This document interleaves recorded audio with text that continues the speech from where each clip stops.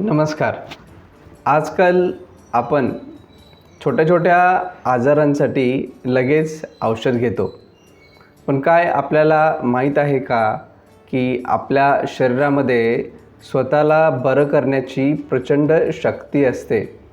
यालाच म्हणतात निसर्गोपचार. म्हणजेच निसर्गाच्या 5 तत्वांचा वापर करून उपचार पद्धती करणं. पृथ्वी, जल, अग्नी, वायू आणि आकाश. औषधाशिवाय नैसर्गिक पद्धतीनं शरीरातील विषारी घटक टॉक्झिन्स बाहेर काढणं याचा मुख्य उद्देश आहे.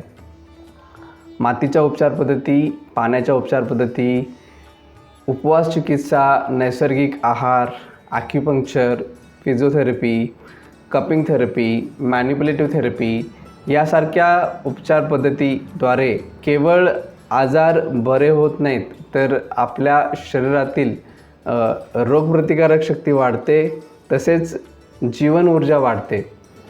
यामुळं आपण पाहाल की वयोवृद्ध होण्याची गती म्हणजेच एजिंग होण्याचं जे स्पीड आहे ते स्पीड मंदावतं. अशा उपचार पद्धती, नैसर्गिक उपचार पद्धती घेतल्यानंतर बऱ्याच लोकांचा हा अनुभव आहे की मी पुन्हा एकदा जवानीच्या दिशेनं जात आहे. आणि महत्त्वाचं म्हणजे या उपचार पद्धतीचे कोणतेही दुष्परिणाम नसतात, कोणतेही साईड इफेक्ट नसतात. तर मग आजच नैसर्गिक जीवनशैलीकडे वळा, निरोगी आयुष्याची सुरुवात करा, कारण निसर्ग हाच खरा एक डॉक्टर आहे. धन्यवाद.